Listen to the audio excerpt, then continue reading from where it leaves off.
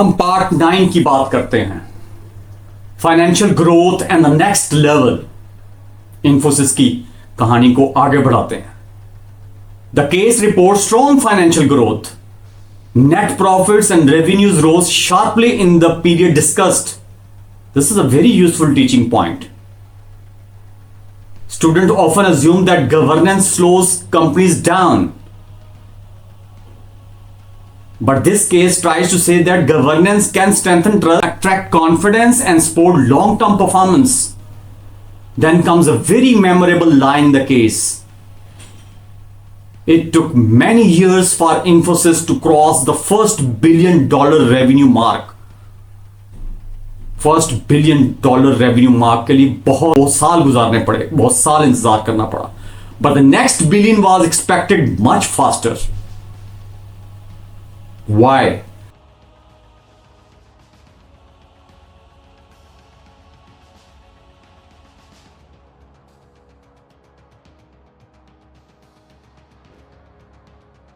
Because disciplined institutions sometimes look slow in the beginning.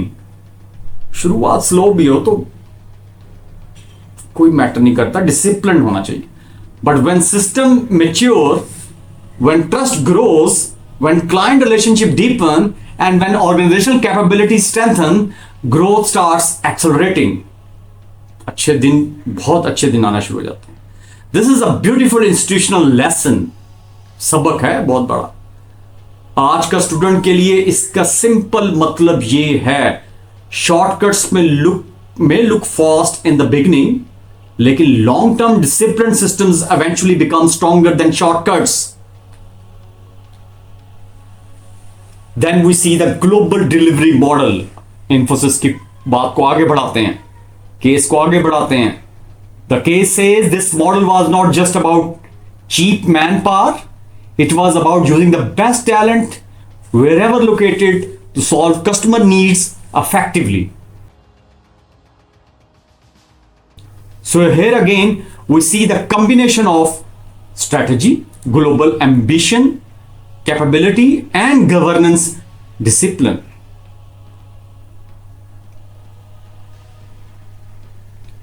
Let us pause here for a short reflection. Type or think. Can stronger governance support strong growth, or does it only slow things down? Can strong governance support strong growth, or does it only slows things down?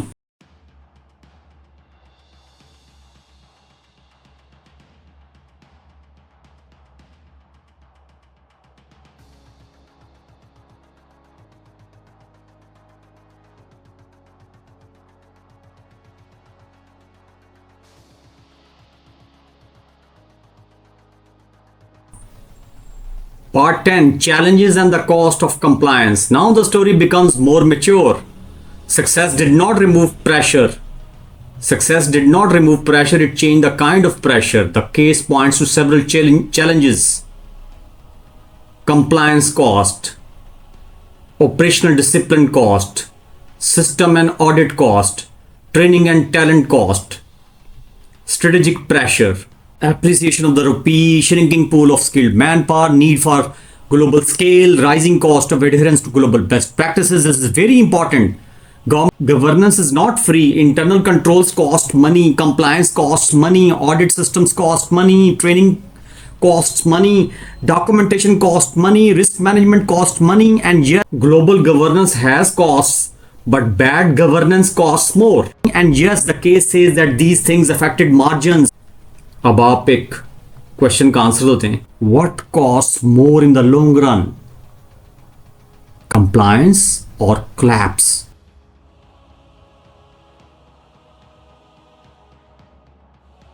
Compliance और claps?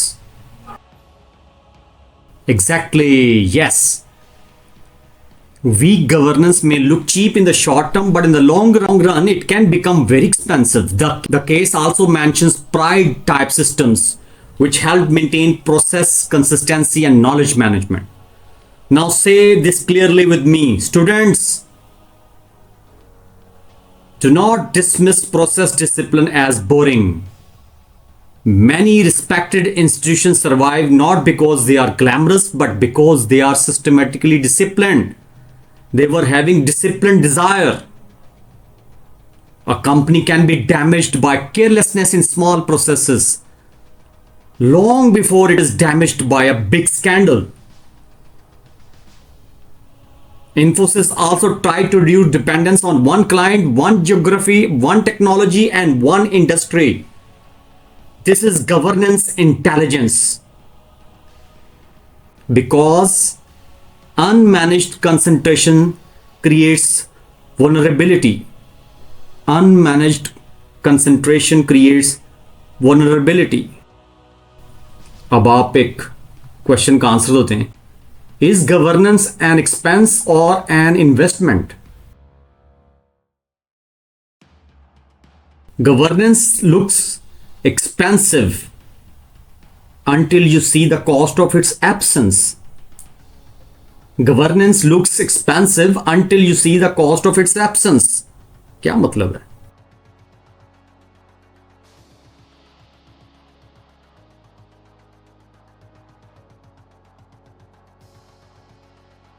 अब next part की बात करते हैं, part 11,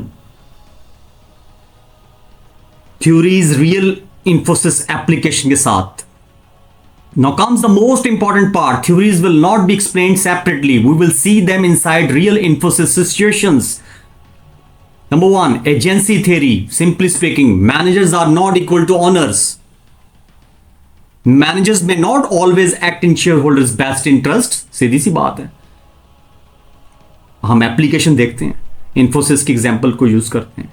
Infosys separated CEO and chairman roles, established audit committee, introduced independent directors, strong financial disclosures.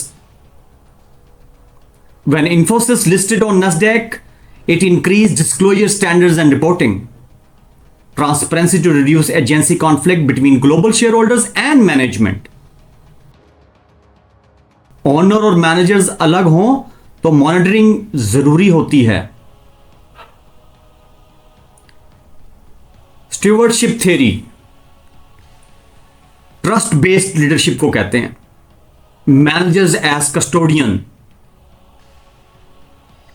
अच्छा, इससे पहले कि मैं स्टीवर्डशिप थ्योरी को आगे बढ़ाऊं, मैं एजेंसी थ्योरी के मतलब एक एनालिटिकल क्वेश्चन करना चाहता हूं.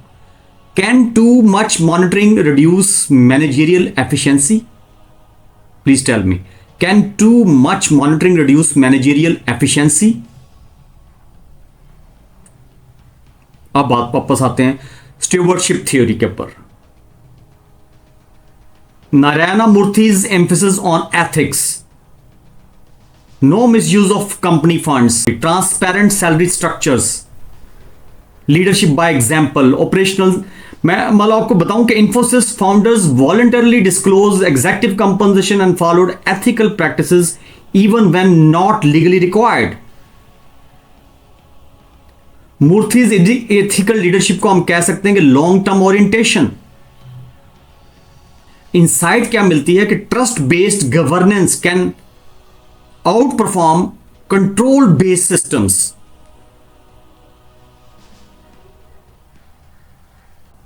एक एनालिटिकल क्वेश्चन कर लेता हूं आपसे. इज स्टीवर्डशिप रियलिस्टिक और आइडियलिस्टिक? ये रियलिस्टिक होती है या आइडियलिस्टिक होती है? What do you think respected students? हर मैनेजर सेल्फ सर्विंग नहीं होता, कुछ ट्रस्ट के साथ काम करते हैं. Third theory, stake holder theory या theory, mean company serves all. Company serves multiple groups, not just share holders. Infosys से एप्लीकेशन ले लेते हैं. Employ training programmes, customer centric delivery, vendor relationships, Infosys Foundation for Society. Infosys invested heavily in employee training infrastructure and community development programs, reflecting commitment beyond shareholders. Company सिर्फ पैसा कमाने के लिए नहीं, रिलेशनशिप बिल्ड करने के लिए होती है. इनसाइट क्या मिलता है जी? Sustainable forms balance interests. और आपसे एक एनालिटिकल क्वेश्चन करना चाह रहा हूं, should stakeholder interest override shareholders return? Next theory, resource dependency theory. Board is equal to strategic resource. Simple concept है कि board is equal to strategic resource. Board provides expertise, connections, legitimacy. Report dependency theory की बात कर रहे हैं हम। इन्फोसिस से क्या एप्लीकेशन ले सकते हैं? डाइवर्स बोर्ड कंपोजिशन थी, ग्लोबल एक्सपोजर भी था, स्ट्रेटेजिक गाइडेंस भी थी। तो Infosys leveraged its board's global experience to expand into international markets and strengthen credibility with global clients. Board सिर्फ मॉनिटरिंग नहीं करता, डायरेक्शन भी देता है।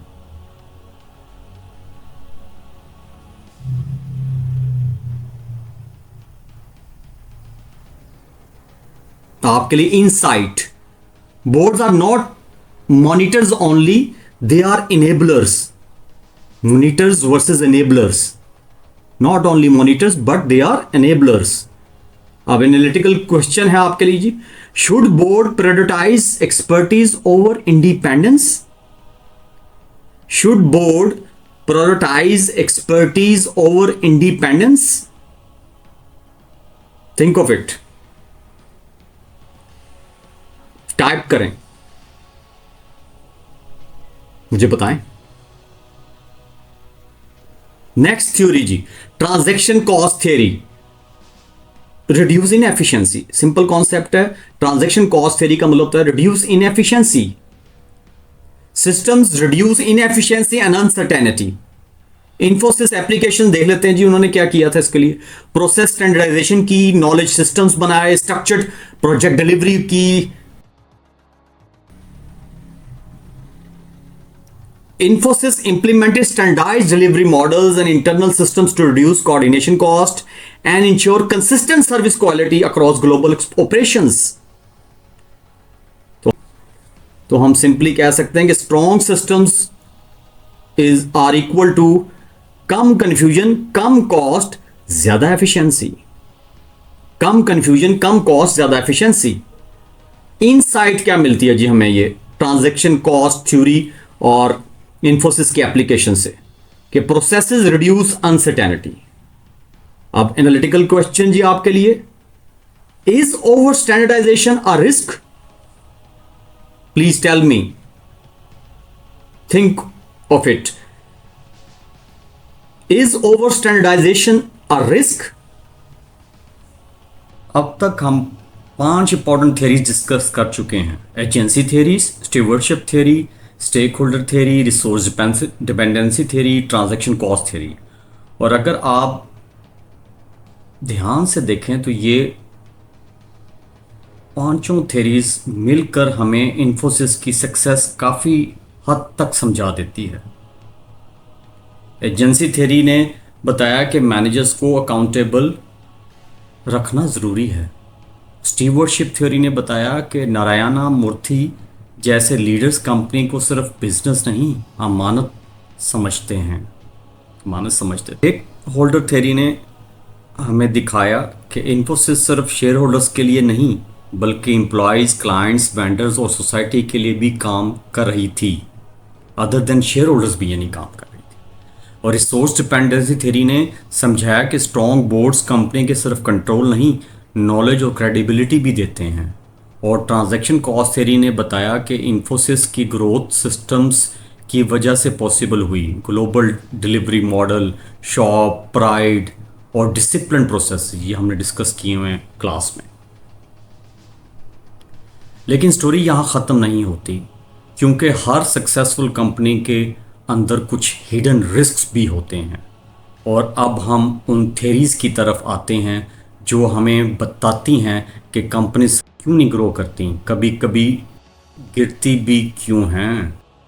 Moral hazard theory as Infosys, ये थ्योरी तब सामने आती है जब किसी पावरफुल पर्सन को लगने लगता है कि उसको कोई नहीं रोक सकता। सोचिए एक ड्राइवर के पास फुल इंश्योरेंस हो, उसे लगे कि अगर एक्सीडेंट भी हुआ तो पैसा इंश्योरेंस दे देगी, शायद वो ज़्यादा केयरलेस हो जाएगा ना।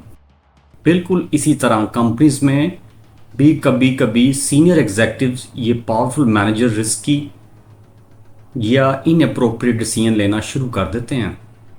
इन्फोसिस में ये थ्योरी हमें पानीश मूर्ति कंट्रोवर्सी में नज़र आती है।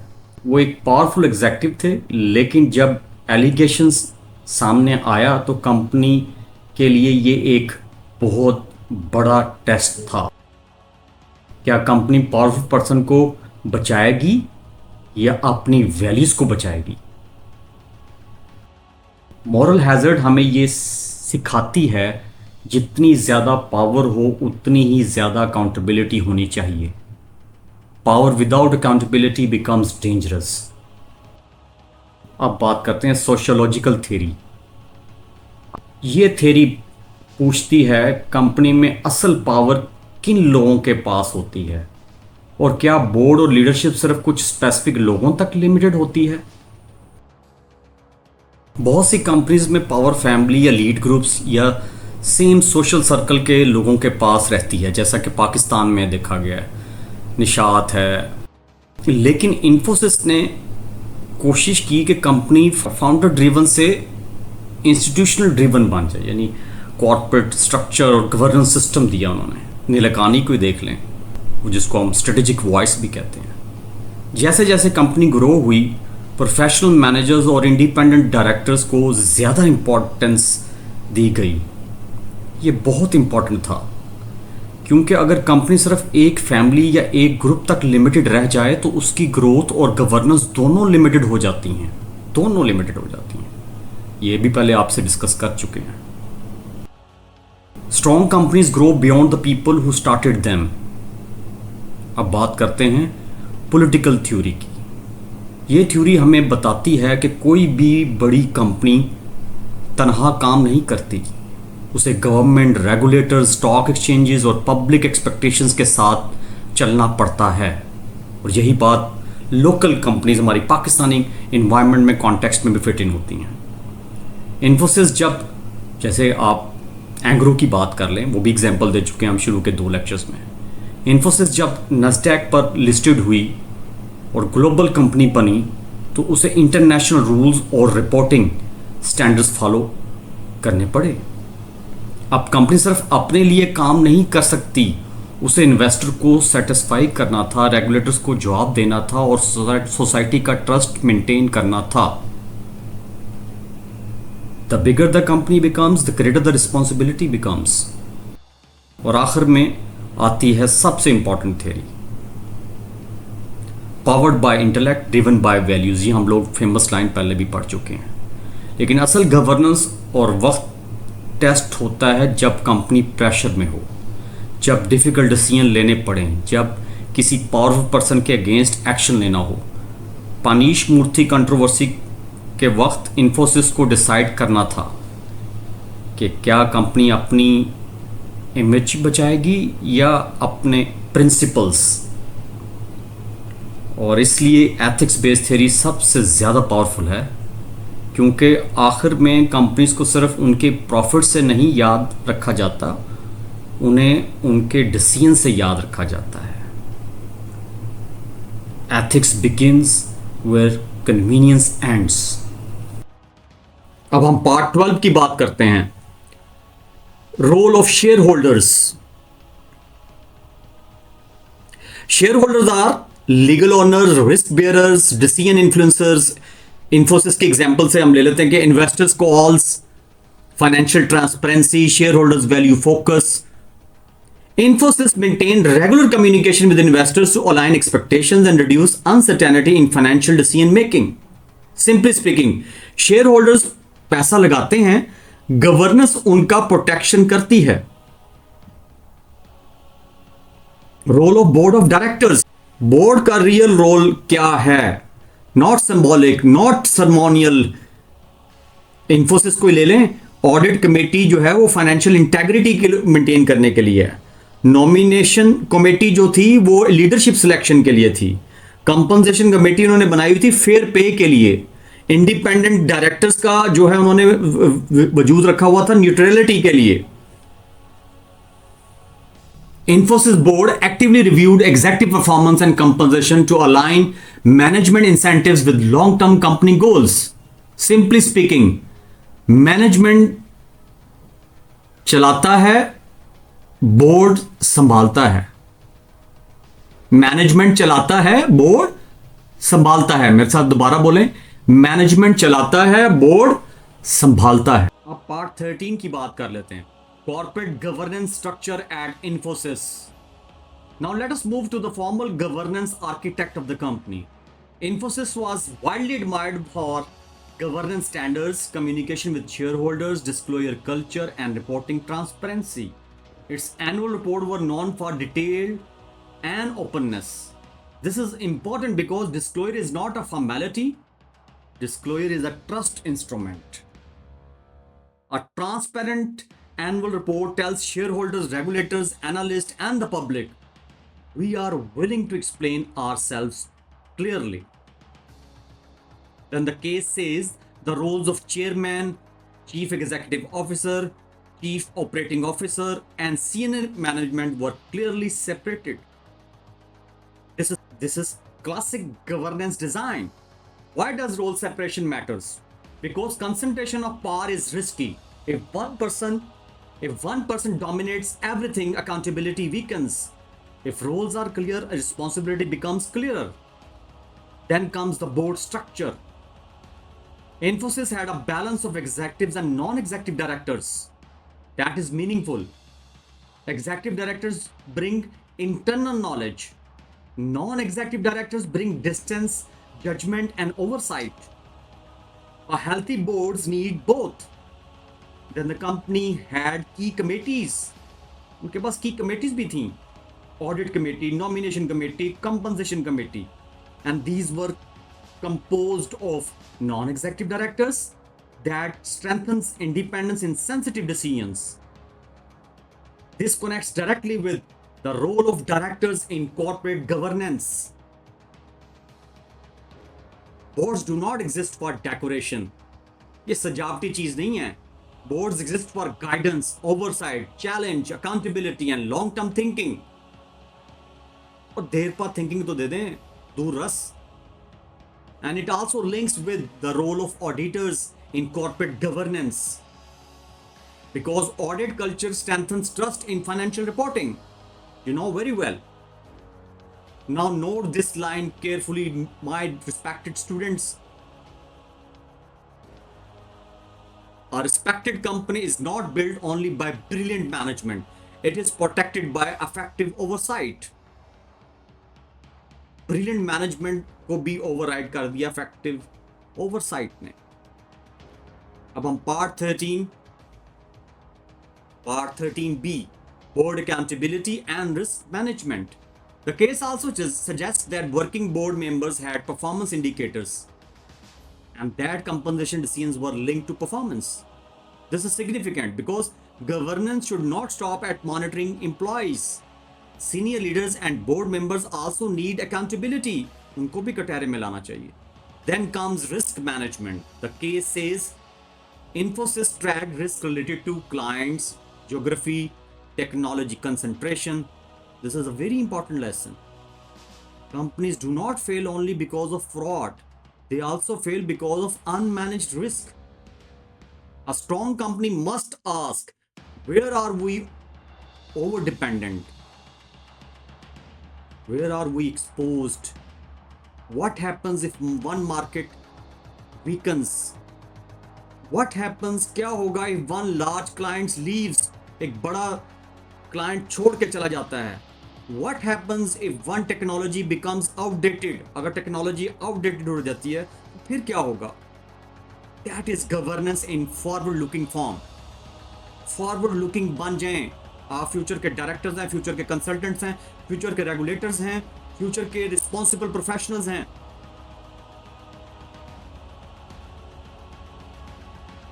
मेरे साथ ये जरा कहेंगे. Risk management is not fear, it is disciplined Forsyte. मेरे साथ एक दफा फिर रिपीट करेंगे. Thank you. Yes, risk management is not fear, it is disciplined Forsyte. This is where good boards matter. Because a board should not only approve budgets, इनका काम सिर्फ budget को अप्रूव करना नहीं है, it should help the company see around corners.